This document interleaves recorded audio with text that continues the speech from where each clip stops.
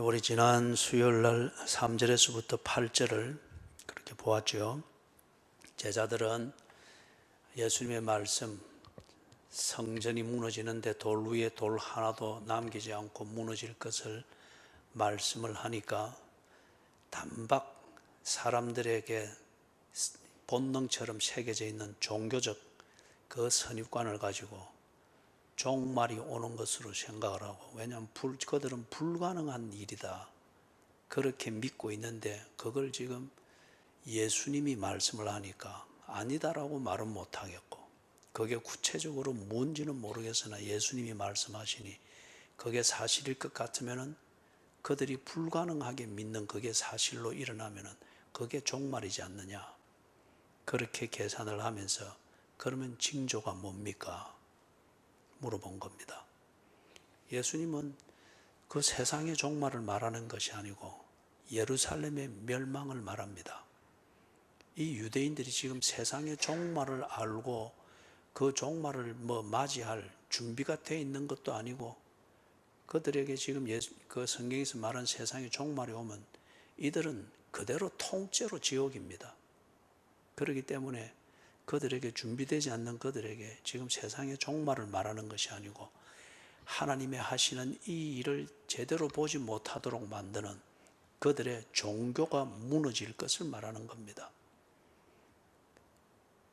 하나님을 믿는 신앙을 인간의 본능을 충족시키는, 본능적 호기심을 충족시키는 종교로 변질시킨 그 도구로 그들이 변질시켜서 사용하는 성전, 이것을 하나님이 무너뜨려 버리겠다는 겁니다.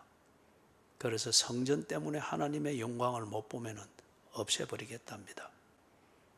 돌 위에 돌 한 칸이라도 남겨서 하나님의 영광을 가리는데 조금이라도 그림자를 만든다, 없애버리겠다는 거예요. 돌 위에 돌 하나도 남기지 아니하리라. 그래서 이들이 종말로 알고, 그럼 징조가 무엇입니까? 이래 묻는데, 징조가 나타난다 한들 그들이 징조를 알겠습니까? 모릅니다. 또 자기들이 필요한 대로 끼워 맞추기식을 하겠죠. 그래서 예수님은 일상적 사건을 이야기를 합니다. 그게 3절에서부터 8절 지난 수요일에 일부를 우리가 살펴보았죠. 그래서 5절에서 미혹을 받는 일, 다시 말해서 내가 그리스도라 하고 여러 종류의 그리스도가 나타나서 미혹해 하는 일들이 있을 것이다. 일상적 사건입니다. 그리고 7절에서는 난리와 난리의 소문이 날 거다. 다시 말해서 여러 군데서 폭동이 일어나고 반란이 일어나고, 그래서 로마군이 진압을 하고 이러면 이게 언제나 불안합니다. 이것도 일상입니다. 이것도 일상입니다.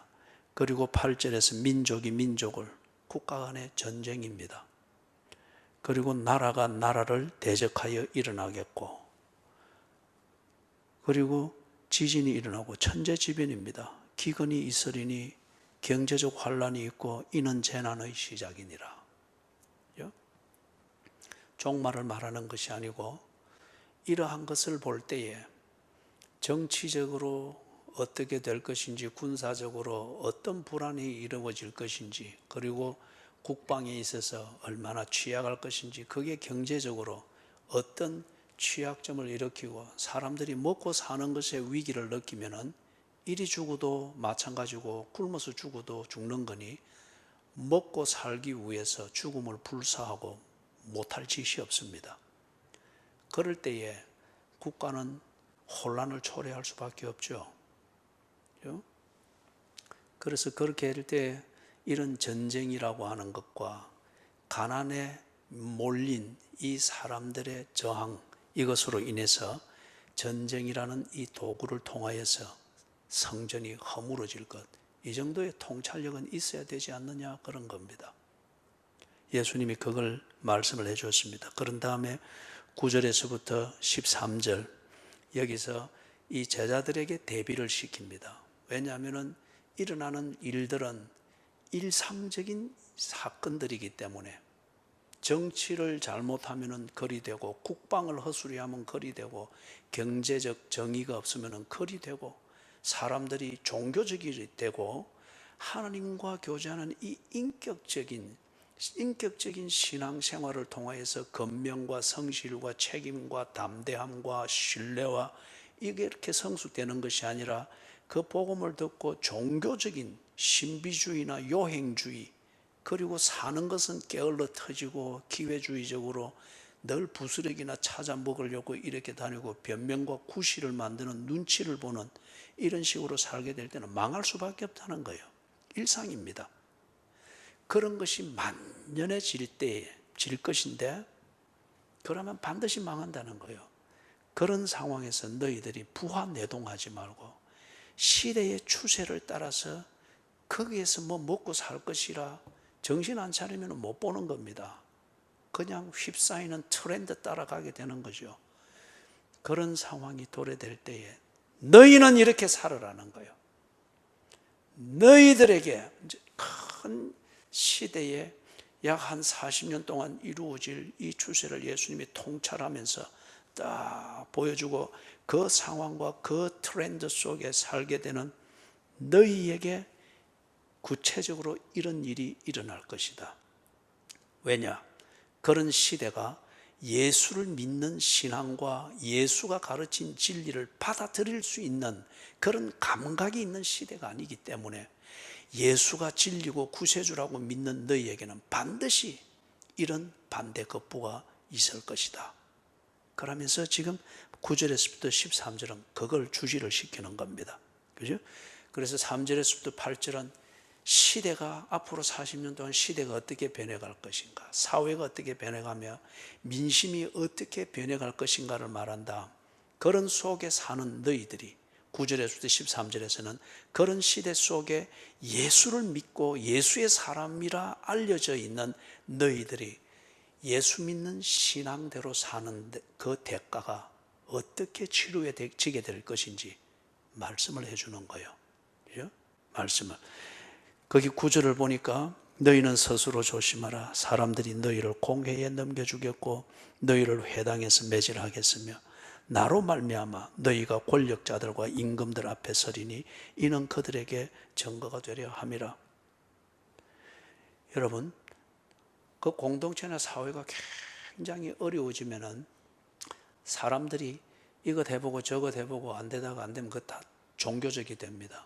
그래서 이 나라도 뭐 저거는 표면상으로는 심심풀이라 하는 것처럼 말하지만은 좀 있어 보십시오. 또 대선에서 누가 어떻고 하는 이거 매스컴에서 시청률 올리고 구독률 올린다고 뭐 어느 무당이 무슨 말을 하고 용하다는 어느 정권 때에 뭘 맞춘 사람이 이리 말했다 하는 식으로, 이 참 사이비 종교를 어떤 그런 민심을 또는 여론을 형성하는 도구로 이 나라가 갈수록 공공연하게 그걸 사용을 하고 있습니다. 그리고 사이비 종교 그런 사람들이 이 나라의 명사가 되고 있습니다. 그죠? 명사가 되고 있습니다. 이거 정말 건강하지 못한 겁니다. 국민의 의식이 정말 건강하지 못한 거죠. 그렇기 때문에 9절에서 말하는 것처럼 이런 어려움들이 있고 할 때에 사람들은 그걸 어느 특정한 종교의 책임을 전가시키든지 아니면은 그런 종교를 가지고 평소에 그 사회의 아킬레스건을 건드리는 그런 말들과 경고를 쏘아 붙이던 종교들에게 그 책임을 묻게 되는 겁니다. 마녀 사냥이죠. 그래서 지금 9절에 그 이야기를 하는 겁니다. 그렇기 때문에 예수 믿는다고 그리고 예수의 제자라고 알려진 너희들에게 이런 환란이 있을 거라는 거예요. 어려운 시대가 도래할 때에 그 책임을 너희들에게 전가시키고 너희들이 믿는 복음, 이걸 없애기 위해서 복음을 전가하는 너희들에게 이런 일들이 일어날 것이다. 경고합니다. 징조를 묻는 이들에게 지금 일상생활이 어떻게 될 것인가를 경고를 하고 있습니다. 그러면서 10절, 11절 여기서 하시는 말씀, 그러나 겁을 집어먹고 비급하게 처신하지 말아라. 왜냐? 복음이 만국에 전파되어야 할 것이다. 예수님이 이 제자들에게 복음을 전하도록 했지 않습니까?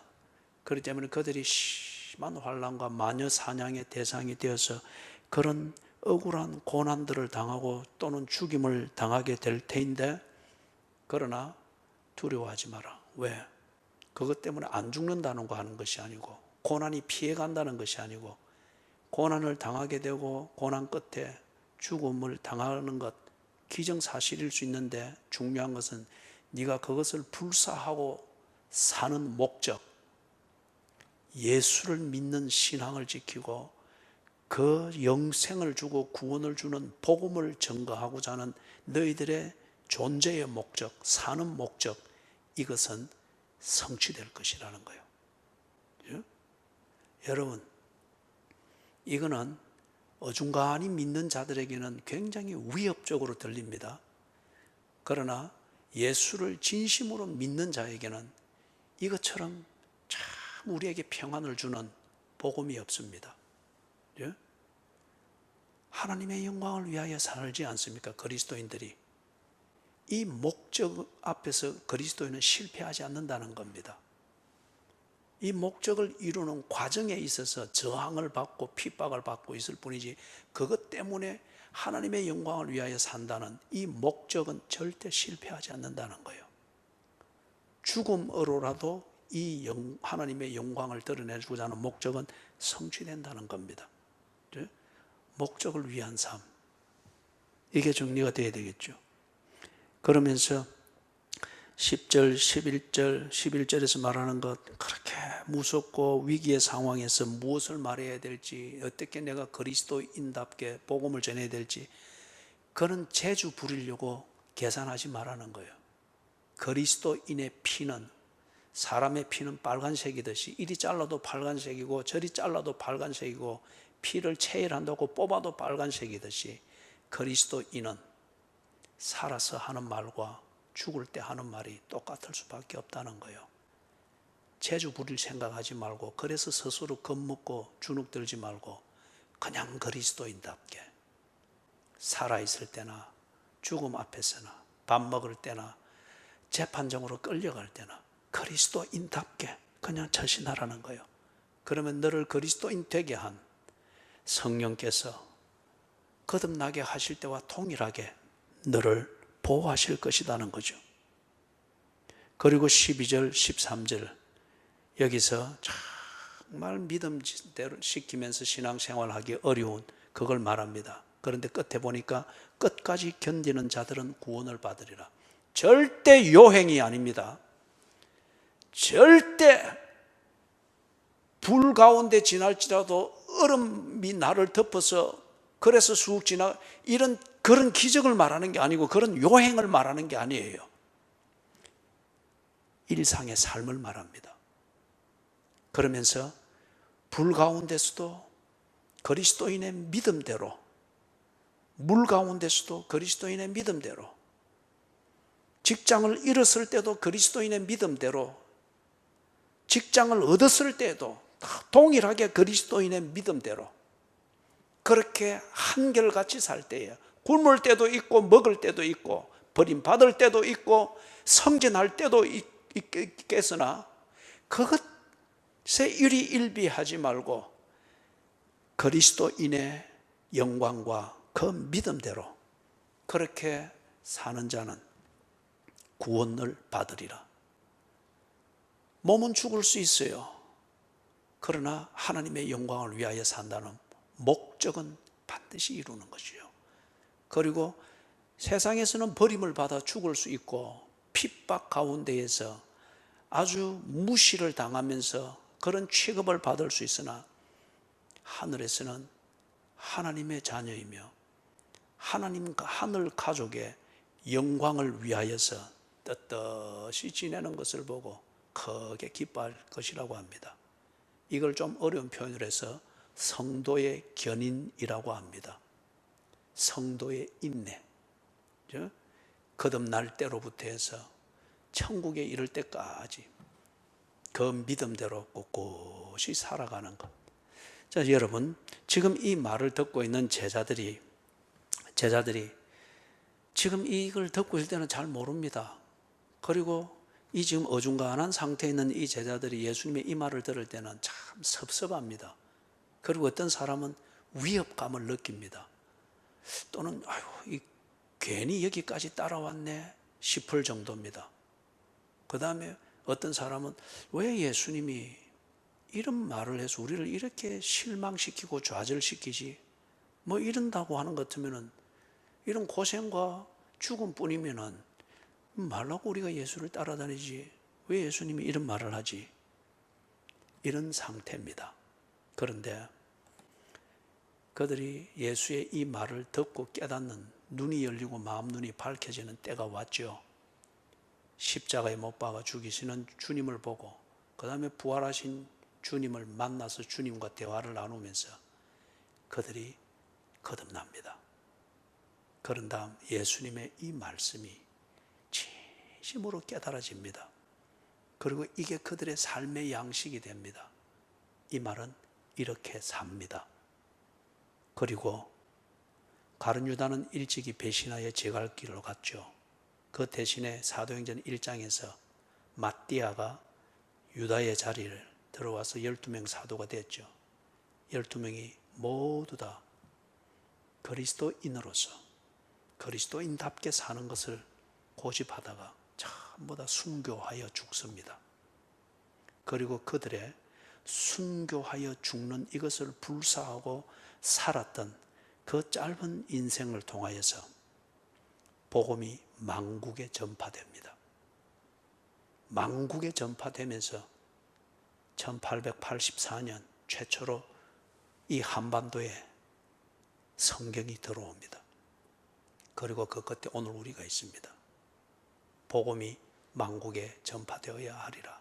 그 시작이 지금 이 말을 어중간하고 참 답답한 이 어중간제비 제자들이 듣고 있습니다. 나중에 거듭나면서 복음이 만국에 전파되어야 하리라. 이 목적을 위하여 그들이 삽니다. 큰 교회를 남긴 게 아니에요. 많은 무리들이 모이는 공동체를 만들어 놓고 그래 놓고 그게 아니에요. 모두 다 순교했습니다. 복음을 전하던 자리에서. 거기서 한 몇 명만 우리 잘 알고 있는 사람 몇 명만 좀 돌아보고 말씀을 정리하십시다. 먼저는 스데반, 잘 알고 있죠? 사도행전 8장에서 유대인들에 의해서 돌에 맞아 죽죠. 죽으면서도 그는 복음을 전했고 죽으면서도 그는 하나님 앞에 예수님이 하던 기도를 꼭 본받아서 하고 죽었습니다. 그 끝에 사울이 변화해서 바울이 되는, 그리고 서대반이 하던 순교로서 복음을 전하던 이걸 바울이 이어받아서, 그죠? 서대반의 순교 사역을 집행하던 집행관이 바울이었거든요. 그런데 그가 서대반의 죽음 이후에 서대반이 전가하던 복음의 예수를 만나면서 바울을 통해서 지중해 연안에 쭉 복음이 전거되죠. 그걸 우리가 지금 주일 오전마다 보고 있죠. 그 다음에 야고보가 사도행전 12장에서 보면은 야고보, 요한의 형이입니다. 야고보가 순교당하여 죽습니다.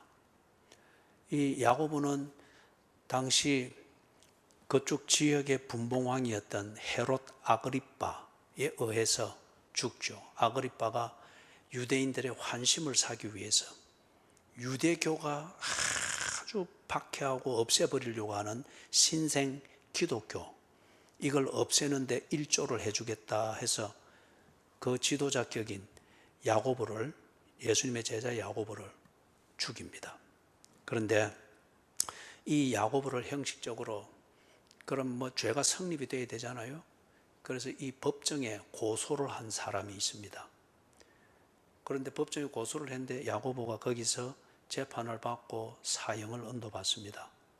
사형을 언도받고 사형장으로 끌려 나갈 때 이 야고보를 법정에 고소한 이 사람이 보고 있다가 자기도 물론 성령님의 역사겠죠. 변화를 받아가지고 그 자리에서 나도 예수를 믿겠다. 나도 지금 이제부터는 그리스도인이다. 선언을 하는 거예요, 공개적으로. 그러니까 그 자리에서 본보기로 단박 체포되어 가지고 제자 야고보와 함께 사형장으로 끌려갑니다. 끌려가는 도중에 야고보를 여기에 고소했던 사람이 야고보에게 간청을 합니다. 나를 용서해 주십시오. 그러니까 이 야고보가 그 정리된 글에는 보면 그렇습니다. 걷다가 멈추어서고 잠시 멈추고 침묵을 지키다가 그 사람을 보면서 그랬다는 거예요. 형제여, 당신에게 평강이 있을지어다. 예수님이 언제나 죄인들에게 용서할 때 그 말씀을 했죠. 형제여, 당신에게 평강이 있을지어다. 그리고 그 유대의 친근감을 나타내는 최고의 표시였던 입맞춤으로 인사합니다. 예수님을 잡아 넘길 때 가룟 유다가 어떤 표식으로 했습니까? 예수께 입 맞췄잖아요. 그죠? 유대인들의 친근감을 나타내는 최고의 친밀한 인사 방법이 입맞춤이었습니다. 그래서 야고보가 자기를 고소해서, 법적으로 볼 때는 자기를 고소해서 자기를 죽게 만든 이 사람, 진심으로 뉘우치고 용서를 빌 때 형제여, 당신에게 평강이 있을지어다. 그리고 입맞춤을 해줍니다. 두 사람이 같이 죽습니다. 그게 주후 36년, 예수님이 죽고 부활하신 후 약 6년 됩니다. 죽었습니다. 그 다음에 우리가 또 한 사람을 보면은 바돌로메라는 이름이 있죠. 바돌로메는 나다나엘입니다. 나다나엘에 대해서 예수님이 어떤 말을 하셨는지 알죠? 빌립이 나다나엘을 전도했지 않습니까? 와 보라. 데리고 왔을 때에 예수님이 나다나엘을 보고 뭐라 했습니까? 네가 무화과 나무 아래 앉았을 때 내가 너를 보았노라. 깜짝 놀라죠? 무화과 나무 아래 앉아 있는 그 모습은 아주 일상의 생활을 하고 있는 서민의 모습입니다. 그리고 나다나엘이 깜짝 놀라니까. 그리고 예수님이 이어지는 나다나엘에 대한 평가가 뭡니까? 네 속에 간사한 것이 없도다. 하나님은 언제나 그 중심을 보신다는 이것을 우리가 볼 수 있죠. 그런데 이 바돌로메로 알려지는 이 나다나엘이 뒤에 이제 예수님을 믿고 예수님의 10대 제자 중에 한 명이 됩니다. 그런다 이 사람이 지금 소아시아 지역, 버리기아 지역과 그 중간 지역, 지금의 터키죠. 그쪽 지역으로 선교하고 그 다음에 전해지는 얘기는 인도까지 가서 마태복음, 기록되어 있던 마태복음, 히브리어로 기록된 마태복음을 인도의 그 말로 번역을 해줬다. 그래서 거기서 선교를 했다. 이렇게 전해지는데 뭐 증거할 만한 자료는 없습니다만은 그렇게 허무맹랑한 얘기는 아닐 거예요. 그리고 돌아서 나중에 여러분이 댁에 가서 지도를 이래 보십시오. 터키 서쪽 끝에서 인도까지 가는 길이 어떻는지, 시리아를 지나고 이라크를 지나고 이란을 지나고 그리고 저기 인도 쪽으로, 거기 중앙아시아의 일부를 지나면서 인도 쪽으로 흘러갑니다. 장거리입니다. 선교하고 그리고 돌아와서 또 터키 위쪽에 있는 아르메니아, 흑해 바로 밑에 있죠. 아르메니아 거기서 복음을 전합니다. 그런데 거기서 왕의 미움을 사가지고, 즉 고관 대작들이 왕을 부추기고 그 왕이 그 말에 넘어가가지고, 왜냐하면 아르메니아는 최초로 기독교 국가라고 공언을 한 나라입니다. 그런데 이제 이 아르메니아에서 복음을 전하다가 선동되어져서 오해를 한 이 왕이 명령을 내려서 바돌로메가 거기서 죽습니다. 그런데 어떻게 죽는가 하면은 칼로 살 가죽을 다 벗깁니다. 우리는 도마가 살 가죽이 인도에서 벗겨진 걸로 그리 들어왔는데 살 가죽을 벗겨 죽는 건 바돌로메입니다. 아르메니아에서 칼로 살 가죽을 다 벗기고 그리고 벗겨진 후 십자가에 못을 박아 세웁니다. 그런데 죽지 않고 거의 참 목숨이 모질단 말이에요. 그래서 나중에 십자가에 달린 채 못을 박혀 있는 채 목을 칩니다. 그리고 숨이 끊어져서 죽습니다. 복음을 전가하러 다니면서 이 복음을 반대하고 예수가 구세주이시고 다른 우상 숭배는 있을 수 없다는 것을 선포하는 그 대가로서 죽습니다. 아르메니아와 그리고 밤빌리아, 버리기아, 인도 이쪽 지역에 복음의 씨앗은 그렇게 해서 뿌려집니다. 그 다음에 여러분이 잘 알고 있는 안드레, 베드로의 형제죠. 이 안드레는 그리스 남부지역, 지금 스파르타가 중심이 되어 있던 그 남부지역에 그리스의 고대 그리스의 3대 도시는 북쪽에는 아테네, 남쪽 아가야 지방, 그쪽에는 스파르타, 제3의 도시는 역시 여기 아가야, 거기 해변 쪽에 있는 고린도, 요 3대 도시입니다.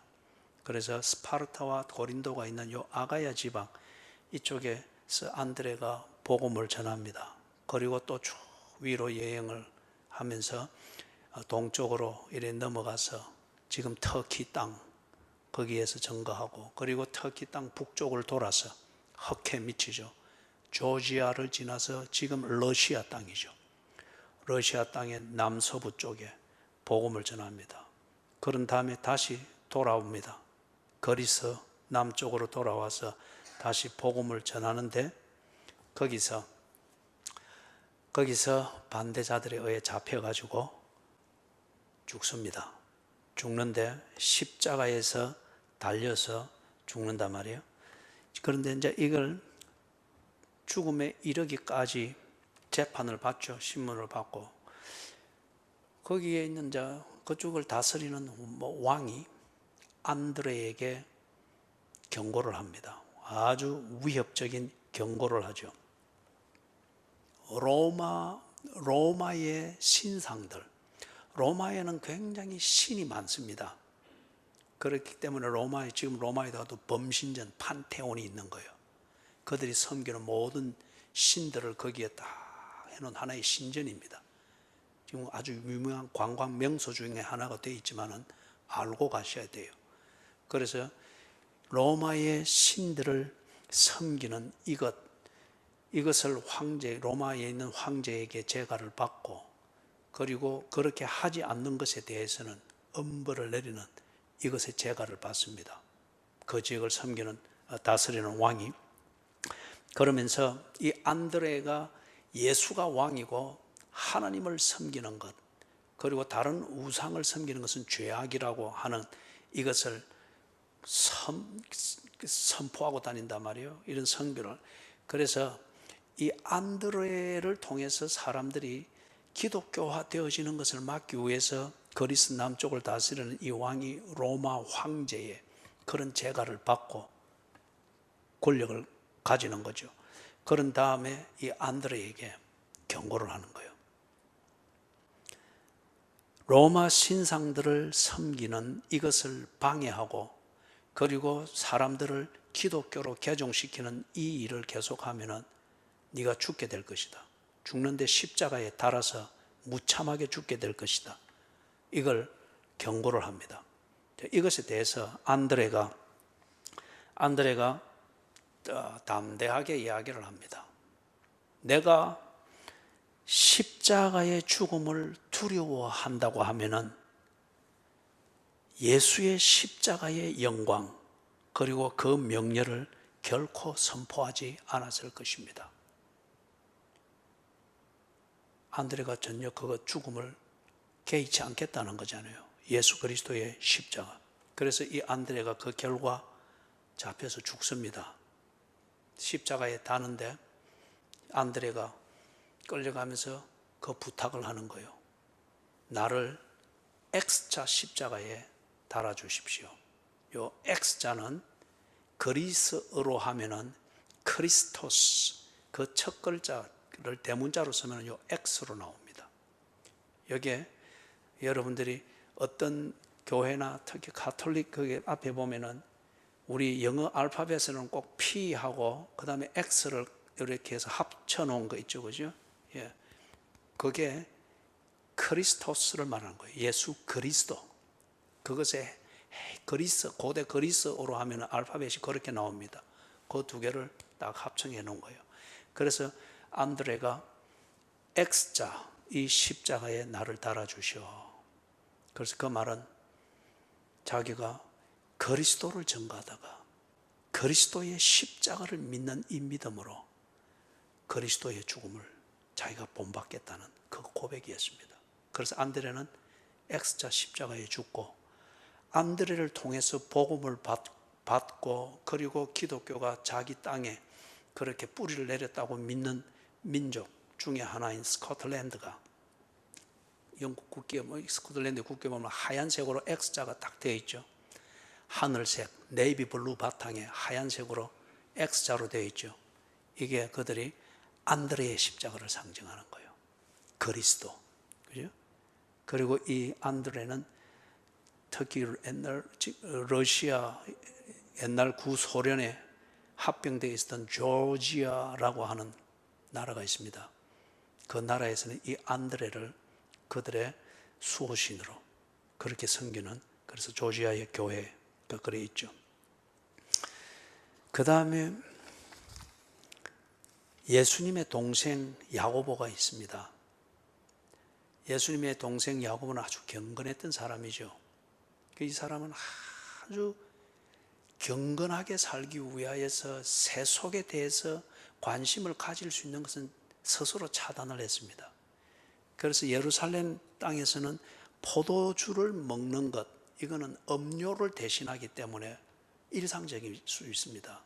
그러나 이 야고보는 포도주를 입에 대지 않았습니다. 예수를 믿고 난부터 입에 대지 않습니다. 어떤 자극적인 것이든지 어떤 달콤한 것이든지 그런 것으로 인해서 자기의 관심을 빼앗기지 않겠다 해서 철저히 자기를 관리하기 위해서 먹지 않았습니다. 그리고 예루살렘에 있는 이스라엘 땅, 가나안 땅에서는 밤에는 굉장히 추워요. 그렇기 때문에 울로 만든 그런 망토든지 셔울이든지 옷을 입는 것은 몸을 보호하는 데 있어서 아주 필수적일 수 있습니다. 그런데 이 야고보는 울로 만든 그런 옷을 입지 않았습니다. 언제나 무명으로 만든 것만 입었습니다. 왜 그랬느냐? 안락하게 자기를 그렇게 하지 않겠어요. 그리스도인이 사는 삶에 집중하기 위해서 스스로 검소하고 그것을 지킨 거예요. 그리고 얼마나 기도했든지 그분의 말년에는 무릎이 낙타 무릎처럼 휘어졌다 그랬죠. 그리고 예수를 믿고 난 뒤부터 그는 머리에 삭도를 대지 않았답니다. 그래서 얼마나 이 사람이 경건했든지 이 사람을 부를 때에 그 당시 예루살렘에 있는 사람들과 알려져 있는 순례자들이 이 야고보를 의인으로 불렀습니다. 의인 또는 백성의 수호자, 이렇게 별명을 붙여서 그만큼 존경을 받고 인정을 받았단 말이에요. 그렇기 때문에 당시 유대교의 지도자들, 바리새인들이든지 어떤 이런 유대교의 지도자들이 볼 때에 이 야고보가 그들에게 있어서는 큰 대적이죠. 왜냐하면 사람들이 야고보가 말하면은 야고보가 곧 메시아인 것처럼 존경하면서 야고보의 말을 무조건 믿는단 말이에요. 그렇기 때문에 이 유대교의 지도자들이 볼 때는 이 야고보가 예수가 십자가에 죽으시고 부활하셨다, 그가 우리의 구세주면 메시아이시다, 그를 믿으면 구원을 얻고 하나님의 백성이 된다, 야고보가 이 말을 하면 사람들이 다 믿는단 말이에요. 그렇기 때문에 이 유대교의 지도자들이 꾀를 냈습니다. 야고보의 입을 통해서 사람들이 다 야고보의 말을 믿으니까 야고보의 입을 통해서 나사렛 예수가 메시아가 아니라고 하는 것을 말하게 하려고 한 거예요. 그래서 한날 6월절이 됐을 때 많은 순례자들이 성전에 모입니다. 그때에 이 유대교 지도자들이 늙은 야고보를 끌어다가 성전 꼭대기까지 끌고 올라와서 성전 꼭대기에 세웁니다. 그리고 회유했습니다. 야고보에게 나사렛 예수가 메시아가 아니고 그는 한 위대한 사람일 뿐 메시아가 아니고 하는 이런 식으로 그 성전 꼭대기에서 유월절을 지키기 위해서 모인, 마당에 모인 순례자들에게 그렇게 선포하게 했습니다. 힘이 없어서 그 위에 끌려 올라가서 서 있는, 성전 꼭대기에 서 있는 이 야고보가 거기서 무슨 말을 했겠습니까? 오히려 거기서 담대하게 그가 할 말을 이야기한 거예요. 나사렛 예수는 지금 하늘 보좌 우편에 계시다. 그가 우리의 구세주이시며 하나님의 구원의 약속을 성취하시고 부활하고 성천하여 지금은 하늘 보좌 우편에 계시다. 이 말이 무슨 말이에요? 그가 메시아이시며 그가 하나님이시다. 그로 말미암지 않고는 아버지께로 갈 수 없느니라. 예수의 말을 그대로 확인하는 선포였지 않습니까? 그러니까 이것을 듣고 있던 유대교 지도자들이 놀래가지고 다시 성전 꼭대기로 올라가가지고 이 야고보를 성전 밑으로 밀쳐서 떨어뜨려 버렸습니다. 그런데 전해지는 얘기에 의하면 밀쳐서 떨어진, 상당히 높거든요. 떨어진 야고보가 땅에 툭 떨어졌을 때에 기도하는 자세대로 떨어졌답니다. 그가 기도하는 건 언제나 무릎을 꿇고 하나님 앞에 기도했죠. 무릎을 꿇은 그대로 떨어졌습니다. 그런데 그게 이제 기적적인 사건이죠. 아무 해를 입지 않았습니다. 그리고 그 꿇어 앉은 자세에서 기도하는 모습으로 그렇게 그대로 살아있으면서 그래 있으니까 군중 중에서 아주 무지한 사람, 종교적으로 유대교에 아주 맹신적인 데 있는 그 사람이 자기가 평소에 쓰던 빨래 방망이로 쓰던 이 몽둥이를 차고 있었던 거예요. 이걸 가지고 그렇게 꿇어 앉아있는 그 경건한 모습으로 꿇어 앉아있는 야고보에게 머리를 갈겨버린 거예요. 그걸 맞고 야고보가 거기서 죽었습니다. 마지막 한 사람만 더 보면 요한, 야고보의 동생인 요한, 그죠? 그 요한 1, 2, 3서를 쓰고 요한복음을 기록하고 요한계시록을 기록한 이 요한이 이런 시리아에서 복음을 전하고 그리고 거기서 터키 쪽으로 옮겨서 또 에베소에서 복음을 전하고 사역을 하는 가운데 에베소에서 붙잡혔습니다. 그리고 판결을 받고 사형을 당하는데 어떻게 사형을 시킨가 하면은 기름, 큰 가마솥에 기름을 붓고 기름을 펄펄 끓을 때 기름은 끓어도 펄펄펄 거품 안 나잖아요. 그죠? 거기에 이 요한을 집어넣은 거예요. 그런데 기적 같은 사건이 일어났습니다. 어떻게든지 넣었는데 거기서 요한이 밖으로 툭 튀어나왔다고 합니다. 혼자 기어 나올 수 있는 건 아니에요. 기어 나오더라도 그건 밤쯤 죽으면 되는 화상을 입고 나오겠잖아요. 만약에 나온다 하더라도. 툭 튀어나왔습니다. 아무 다친 데 없이. 그러니까 이것을 집행하던 그 책임자가, 그것 판결한 책임자가 놀래가지고 함부로 건들 수 없다. 그래서 밤모섬으로 귀향을 보낸 겁니다. 밤모섬으로. 이 밤모섬에서 요한이 그 여생을 지내면서 요한계시록을 기록한 거예요. 그래서 결과적으로는 요한은 자연사해서 늙어서 죽었습니다. 왜냐? 죽음이 그를 이기지 못했기 때문에. 왜 그 죽음을 단 기름 솥에, 끓는 솥에 거기에 튀겨서 죽게 돼 그 판결을 받았느냐? 복음을 전했기 때문에. 예루살렘에서 전하다가 피해서 시리아에서 전하다가 피해서 에베소에서 전하는데 거기서 잡혀서 그 지경을 당한 거예요. 12제자는 다 그렇게 순교를 당했습니다. 이유는 단 하나, 예수를 믿고 예수를 믿는 믿음대로 그리스도인답게 처신하고자 하는 일상의 삶, 이것 때문에 예수를 거부하고 또는 그 시대의 어려운 그 상황들을 기독교에 전가시키려고 하는 대표적인 예를 잘 알고 있잖아요. 로마의 황제 네로, 지가 저지른 죄를 기독교에 전가시켜서 그래서 민심을 확 사면서 그 기독교인들을 아주 무참하게 수많은 기독교인들을 죽였지 않습니까? 마녀 사냥과 그 시국의 어려움을 헤쳐나가기 위해서 민심 조정용으로 이 그리스도인들을 타겟으로 삼아서 죽였는데, 그런 상황에서도 이 그리스도인들이, 특히 예수님의 12제자, 이 말씀을 듣고 있는 12제자가 그것에 대하여 굴하지 아니하고 분명한 믿음 위에서 자기들이 그리스도인답게 처신하는 것, 그때에 그들이 할 말은 그들을 복음의 눈을 뜨게 해줬던 그리스도의 영이 그들에게 할 말을 주었습니다. 그래서 안드레는 내가 그리스도의 십자가를 부끄러워했다면 오늘 이렇게 내가 죽음을 불사하고 이렇게 하지 않았을 겁니다.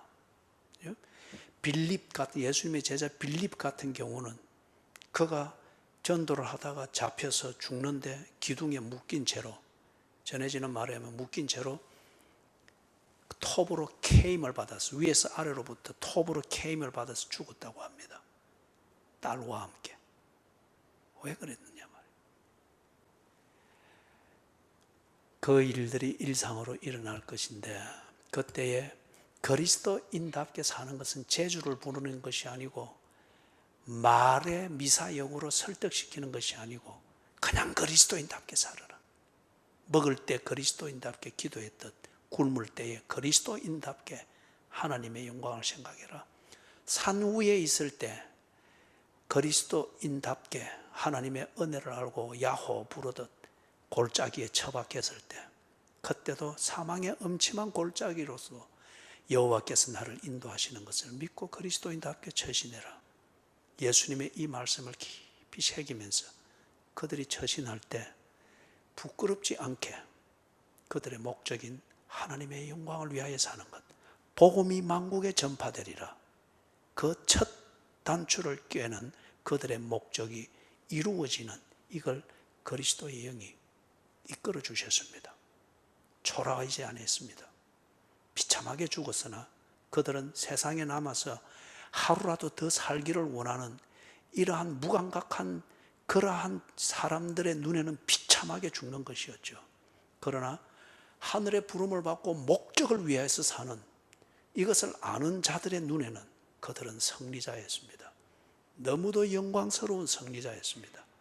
하늘의 천군 천사들이 기뻐하며 크게 찬양을 드리는, 하늘을 감동시키는 승리자들이었습니다. 다음 시간에 우리 12절 13절을 좀 더 살펴보도록, 그렇게 하면서 성도의 인내, 이것을 견뎌내는 문제를 좀 더 생각하겠습니다. 사랑하는 여러분, 징조를 찾고 징조를 기다리지 말고 일상생활을 우리 똑바로 살도록 하십시다. 예수 믿는 사람답게 밥 먹고, 예수 믿는 사람답게 굶고, 예수 믿는 사람답게 건강관리하고, 예수 믿는 사람답게 병치레를 하고, 예수 믿는 사람답게 자신의 일상이 초라하지 않도록 관리하고 목적을 위해서 필요하다면 망하는 것을 두려워해서는 안 됩니다.